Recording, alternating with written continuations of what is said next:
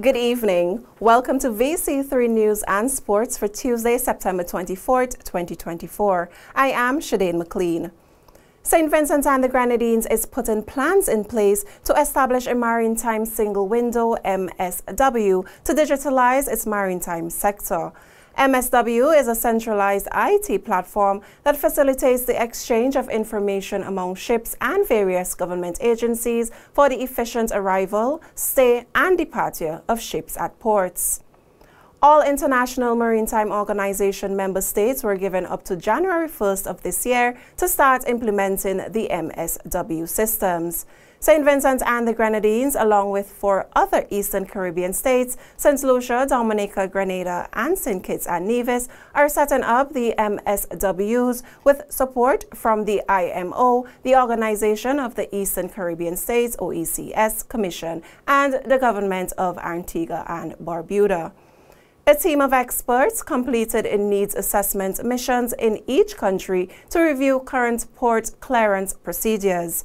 The mission in St. Vincent and the Grenadines from the 16th to the 19th of September included a workshop with regulatory agencies and meetings with high-level officials and stakeholders organized and facilitated by the Maritime Administration at the Ministry of National Security.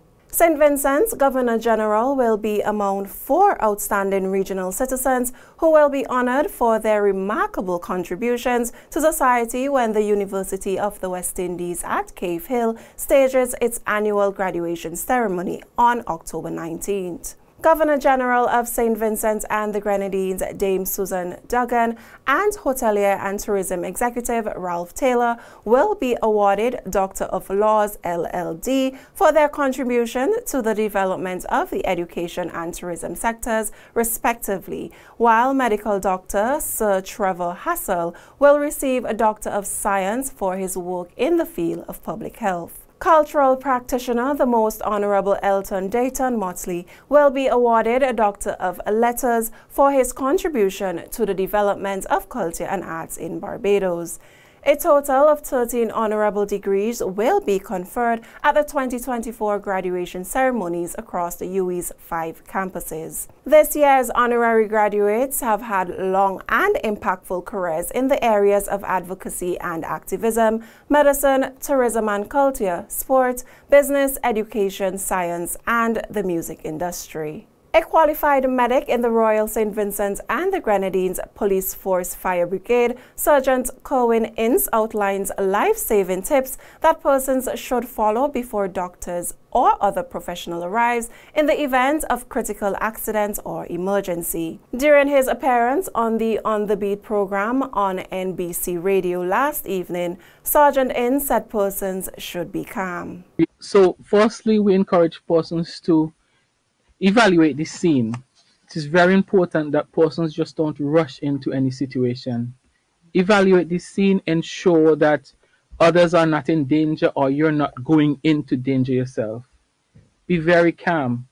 I know it sounds crazy me saying be calm, but you have to be calm in order to respond to these emergencies, and also be very reassuring. Do not move the person unless that person is in imminent danger, unless you cannot provide assistance where that person is. Okay? And you're also going to try to be very careful when you're moving that person. Sergeant Ince further spoke about the life as qualified medic and how he balances being a firefighter as well. So it's not really difficult for us because we go out knowing what we're supposed to do. We respond as firefighters and medics, but in our mind, we go out as medics, right? We have the basic firefighters knowledge, so we can assist if there's no medical emergencies. We know exactly what to do and how to switch our roles, but mainly we go out as medics. Vice President of the SVG Alzheimer's Disease Association, Dr. Glenna Brewster Glasgow, is urging the society to be more knowledgeable about Alzheimer's disease. In a recent interview with VC3 News, Dr. Glasgow outlined the importance of being aware of the disease. It's for everyone in society to become aware of this disease. If you are working in an environment where you're collecting monies, where you're dealing with people making decisions about, their future, their financial situation or anything like that, recognizing that, there are changes in them. So if they're coming to make a decision that may not be in line with what they've done before, to not be afraid to engage them and ask questions.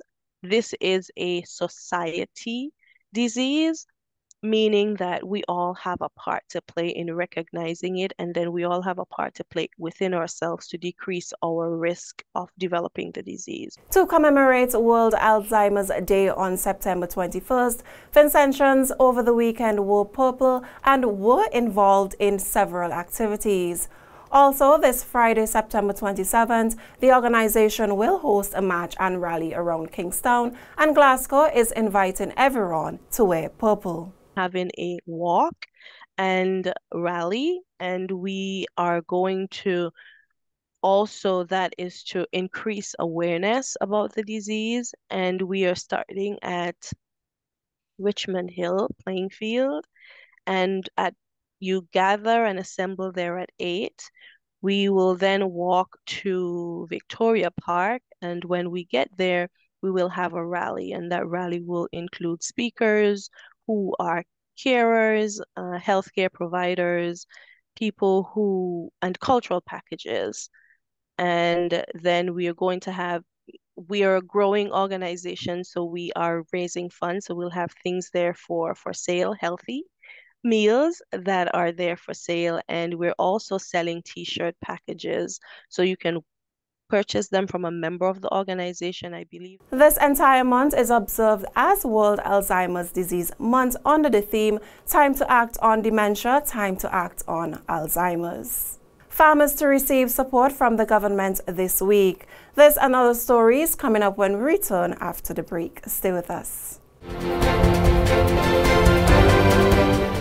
Now available from all lotto agents. Gold Mine, a new $2 Insta-Cash game with a top prize of $3,000. Gold Mine, so easy to play. If your numbers equals the bars of gold numbers in the same group, win the prize shown.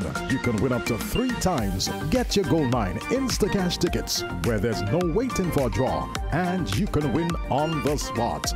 Gold Mine, another easy-to-win Insta-Cash game from the National Lotteries Authority.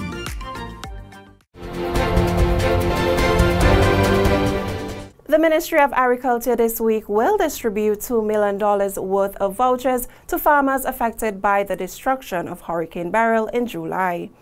This is according to Minister of Agriculture Honorable Sabota Caesar during the launch of the National Food Security Drive. On Tuesday and Wednesday of next week, we are going to give out $2 million in vouchers to go to the input warehouse for persons to buy seeds and implements. And that's why I did not go to the input warehouse for seeds, because your seeds will be gone next week when the farmers come in. So there are persons who will be establishing platforms for the production of vegetables on their farms, but this is specifically targeting homes.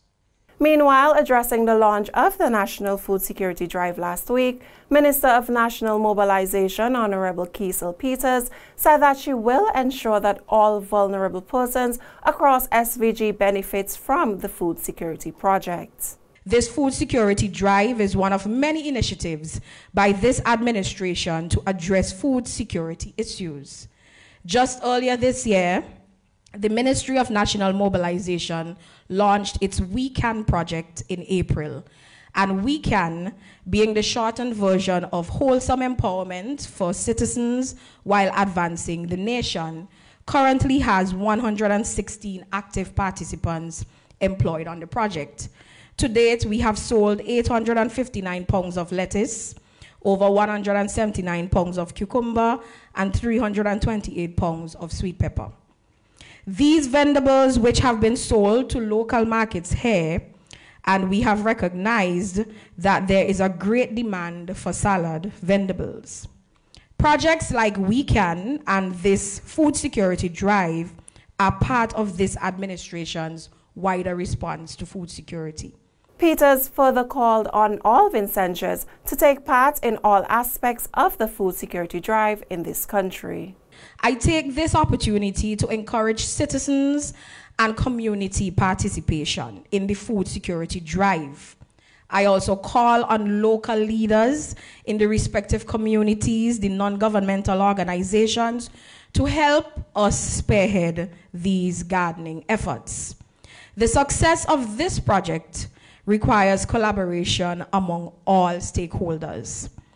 Plant today, eat tomorrow is a vision for a self-sustaining, resilient community, and I thank everyone in advance for their commitment to rebuilding and strengthening food security in our beloved St. Vincent and the Grenadines. May God continue to bless us all. Thank you, ladies and gentlemen.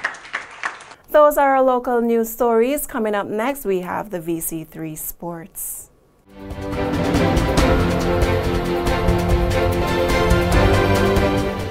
Now available from all lotto agents. Gold Mine, a new $2 Instacash game with a top prize of $3,000. Gold Mine, so easy to play. If your numbers equals the bars of gold numbers in the same group, win the prize shown. You can win up to 3 times. Get your Gold Mine Instacash tickets where there's no waiting for a draw, and you can win on the spot.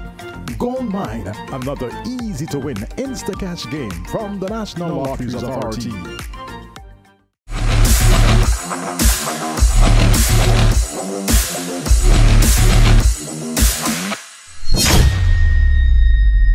Welcome to the VC3 Sports Update for today, Tuesday, September 24th, 2024. I am Anthony Denny. In softball cricket, Combat Warriors and Fairbairn United recorded wins in the 2024 National Lotteries Authority TBPO softball cricket competition that began in earnest last Sunday, September 22nd, at the Daphne playing field. In Sunday's first fixture, Combat Warriors beat East Kingstown by 8 wickets. East Kingstown 105 for 9 from their 20 overs. Joel Gould led the way with 21. Bowling for Combat Warriors, Donaldson Harry picked off 3 for 18. In response, Combat Warriors 109 for 2 from 12.2 overs. National cricketer Romano Pair was the architect for Combat Warriors' total as he scored 52 not out. In match 2, Fairbairn United won from Gome Bombers by 123 runs. Fairbairn United scored 180 all-out from 19.1 overs. Glendon James made 30, Antonio Barker contributed 23, Dave Duncan 22, while David Bernard Boucher and Andrew Little both contributed 20 each. Former national cricketer Nolan Williams was a pick of Gome Bombers' bowling, taking 2 for 43. However, Gome Bombers faltered badly in their chase, dismissed for 57 in 14.3 overs. Undone by the bowling of Dwayne Williams, who picked up 4 for 8, Zevran Bob 2 for 5, and Adolph Adams 2 for 18. 16 teams are contesting this year's competition. Meanwhile, addressing the opening of the tournament last Saturday, September 21st at the Daphne playing field, Chairman of the Top Belay Progressive Organization, Mr. Ashford Wood, said that he is disappointed with the number of teams registered for this year's Top Belay softball cricket competition.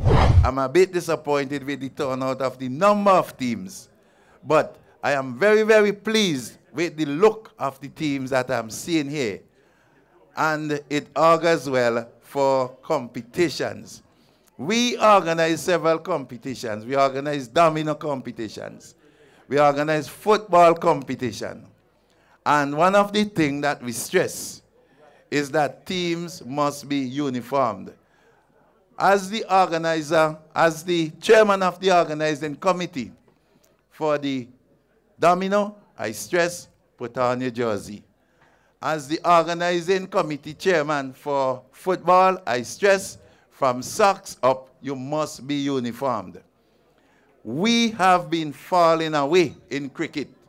A representative for the competition, the Honorable Curtis King, is calling for the younger generation who are involved in the contest to be part of the organizing committee. But where are the youngsters? We need the youngsters to be part of this committee. These older guys are not going to be here all the time. And we want this competition to continue. You heard Mr. Denny speaking about it. We want it to continue. So the challenge is there for all of you. I hope persons take me seriously, and before the competition is finished, I would hear of young persons who will be serving on the committee. Meanwhile, also addressing the opening ceremony, Product Development Officer of the National Lotteries Authority, the NLA, Anthony Denny, said that the NLA has played a pivotal role in the competition over the past 28 years. If my maths is correct, it's about 70% of the years of this competition that the NLA has been involved, and doing so in a very huge way, a big way. Certainly, year go, year come, ensuring that the players who certainly showcase their skills on this field here at Daphne, that they're justly rewarded. And we're certainly happy to be all part of what transpires here at Daphne. On to netball, the Vincentian female national netball team, Vincy Jewels, remained unbeaten on day 2 of the competition as it regained the ECCB International Netball Series Championship title, defeating Anguilla 87-8. Vincy Jewels began their campaign with a huge win on Sunday, defeating Dominica 71-32. Next infringement call on St. Vincent. Anguilla in possession. Wing attack.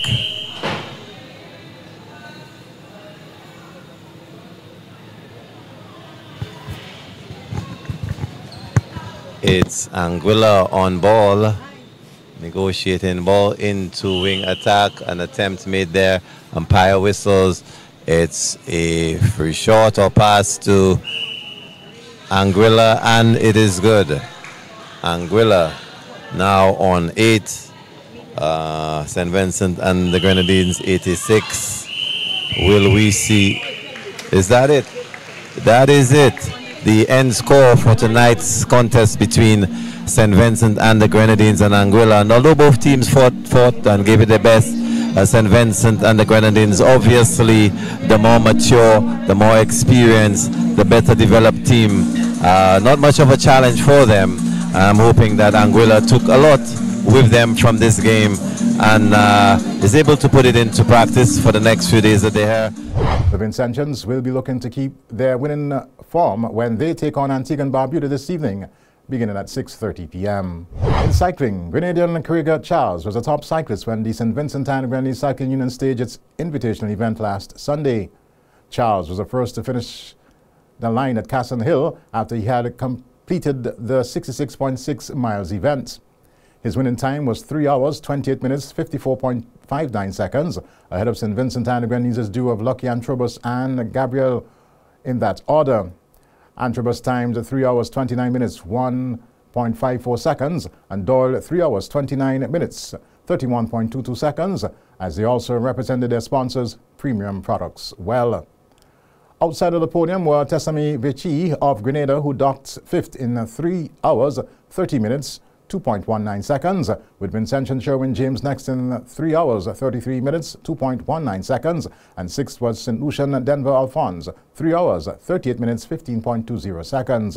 The cyclists rode off from the decommissioned E.T. Joshua Airport tarmac to Taruma, then to Mount Young and back to Taruma, doing so twice before returning via the Wynnard Highway to end at Casson Hill.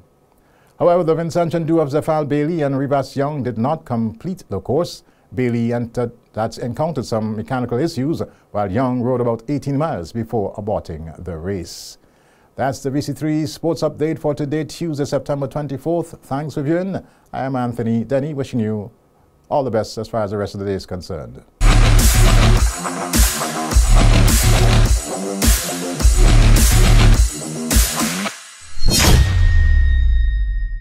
That's the end of our VC3 News and Sports.